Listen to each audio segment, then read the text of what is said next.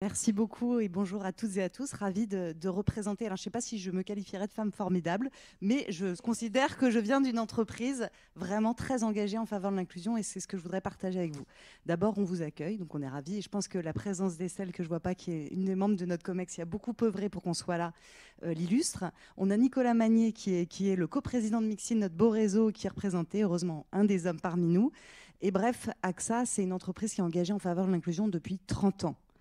Et ce n'est pas un vain mot. Chez nous, ce n'est pas du marketing. On dit souvent que c'est dans notre ADN. Il y a 30 ans, on signait notre premier accord sur le handicap. Aujourd'hui, on a un taux d'emploi de 7% pour les personnes en situation de handicap. On partait de loin. Hein. Il y a 20 ans, Claude Bébéar, alors pour les plus jeunes, Claude Bébéar, c'était un grand patron français qui a créé AXA, pour faire simple. Il y a 20 ans, il initiait la charte de la diversité. Ça a été vraiment l'architecte, il l'a porté auprès de plein de patrons en France. 5000 entreprises ont signé. Et depuis, moi, ce que je retiens de mon entreprise, alors je suis en charge de ce beau sujet et j'en suis très fière, mais beaucoup de gens ont œuvré avant moi et continuent d'œuvrer au plus haut niveau.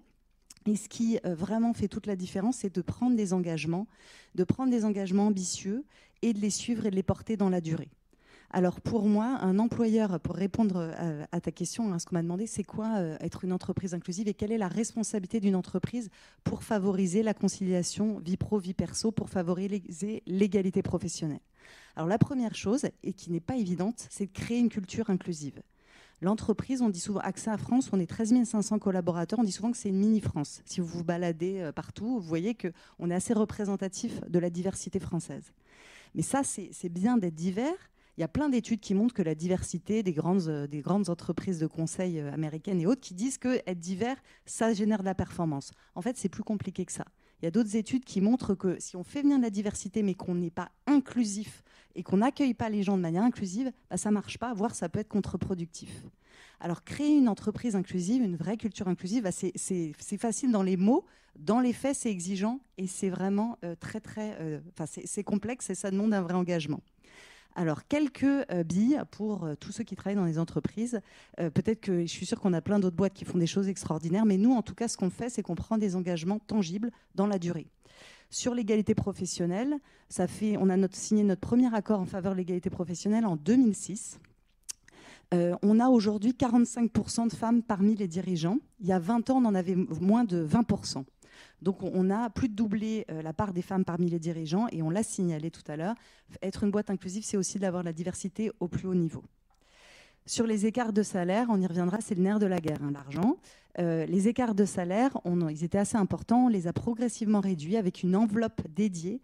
On pilote ça de manière extrêmement fine. Et aujourd'hui, on a des écarts de salaire injustifiés entre les femmes et les hommes au niveau de la fonction, c'est-à-dire le niveau le plus fin de métier comparable et pertinent, de moins de 1%.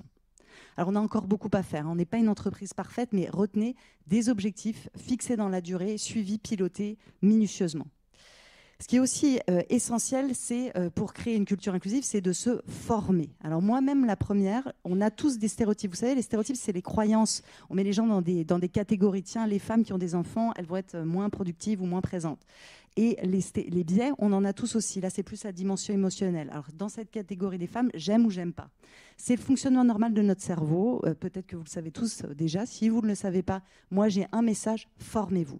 Ça rend déjà plus intelligent, ça rend plus ouvert d'esprit. Et je pense que la société française, si on était tous formés aux biais et aux stéréotypes, eh bien, on pourrait tous progresser collectivement. Donc, concrètement, nous, chez AXA, on forme, et ce, de manière quasiment systématique. Par exemple, on a formé près de 15 000 salariés à un serious game qui s'appelle Vivre ensemble la diversité, qui porte notamment sur le sexisme, mais aussi sur un certain nombre de critères de discrimination. On forme aussi à recruter en toute équité. Ça, c'est extrêmement important aussi, de veiller à avoir un recrutement qui est vraiment équitable et qui est inclusif. C'est pas évident, parce qu'on a tous, là aussi, des stéréotypes et des biais. Moi, j'ai une de mes amies qui est directrice juridique et un directeur financier d'une boîte du CAC 40, je suis sûre, avec plein de bonnes intentions, lui a envoyé un petit mail en lui disant « Chère madame, merci infiniment de votre candidature, mais vous comprendrez bien, comme vous êtes enceinte, je ne peux pas vous recruter. » Si vous ne le savez pas, c'est absolument discriminatoire. Il a de la chance de tomber sur quelqu'un qui n'est pas allé au défenseur des droits, mais ça veut dire que même un directeur financier d'une boîte du CAC 40 doit continuer à se former pour éviter ce genre de discrimination. Et c'est pas évident parce qu'on en a tous des biais. Par exemple, en recrutement, souvent, une femme qui vient d'avoir un bébé, le biais de confirmation, ça veut dire qu'on va aller chercher des informations de manière totalement inconsciente auprès de la personne qu'on recrute, en essayant finalement de manière inconsciente de confirmer ce qu'on pense déjà. Par exemple, bonjour Christina, vous allez bien? Vous venez d'avoir un enfant? Alors c'est un travail qui nécessite beaucoup de déplacements. C'est peut-être un peu compliqué pour vous dans votre situation. Et hop, et on rajoute des questions et finalement, la personne, qu'est-ce qu'elle dit en face? Bah oui, vous avez raison. Ça s'appelle un biais de confirmation. Et ça, il faut se former pour l'éviter. Donc, en synthèse, se former les recruteurs, former les équipes RH. On a une formation, nous, RH inclusive, qui dure 9 heures, qui est unique sur le marché. Moi, je la trouve très qualitative, avec des cas concrets, il faut s'entraîner. Mais si vous êtes une PME, une TPE, il y a aussi des modules qui existent qui sont moins longs et qui peuvent être efficaces. Les managers aussi, il faut former les managers parce qu'ils ont un rôle extrêmement important pour créer une culture inclusive. Il faut aussi avoir une politique RH qui soit vraiment équitable. Et ça aussi, ça veut dire de regarder de manière très très factuelle toute notre politique RH. Je vois certains de mes collègues qui sont bien à la manette, où on regarde, est-ce que, par exemple, sur l'âge, sur le genre, est-ce qu'on augmente les femmes de la même manière? Est-ce qu'on augmente quand on est dans telle et telle tranche d'âge, quand on a passé la cinquantaine? Est-ce qu'on augmente? Est-ce qu'on promeut? Est-ce qu'on forme de manière équitable tout le monde? Ça, c'est extrêmement important parce que c'est ce qui permet d'objectiver l'équitabilité de l'équité de vos politiques RH. Et ce qui est aussi intéressant, c'est que en fait, dans les faits, les entreprises, mais de manière involontaire, pendant longtemps, je ne sais pas si on peut dire qu'elles ont discriminé, mais parfois elles ont été non inclusives. Je pense à l'âge notamment. Je vois certains de mes collègues qui s'occupent des talents ici. Pendant longtemps, dans beaucoup d'entreprises, on a fait du jeunisme. On était talent quand on avait 30, 35, 40 ans, on était déjà trop vieux. Et moi, je me suis occupée d'un programme que j'aimais beaucoup, qui s'appelle le Sponsorship Tandem Programme, qui visait à accélérer la carrière des femmes. Et j'ai en tête 2 exemples de 2 femmes très talentueuses qui avaient passé 50 ans et qu'on a appelées. On leur a dit, voilà, vous avez été sélectionnés pour passer votre manager, la RH. On pense tous que vous seriez super dans ce programme. Et ce qu'elles nous ont dit, c'est, ah mais je pense qu'il y a une erreur, vous vous êtes trompés, je suis trop vieille. Les 2. Donc ça veut dire que chez nous aussi, chez AXA, il faut qu'on travaille, pas de jeunisme, il faut qu'on soit vigilant et vraiment s'assurer que tous nos dispositifs sont vraiment équitables. Dernier point, pour créer une culture inclusive, il faut mesurer la perception d'inclusion des collaborateurs. C'est un peu comme faire du marketing, considérer que nos collaborateurs sont nos clients et collecter leur feedback et collecter leur perception. Donc chez AXA, depuis 3 ans, dans l'ensemble du groupe, on a à peu près 120 000 collaborateurs dans le groupe, on déploie une enquête qui s'appelle l'Inclusion Survey et qui vise à mesurer la perception du niveau d'inclusion de nos collaboratrices et nos collaborateurs. C'est une source de richesse. Enfin, pour moi, ça drive tous nos plans d'action parce que ça nous permet de savoir ce que pensent nos collaborateurs et là où on doit continuer à progresser.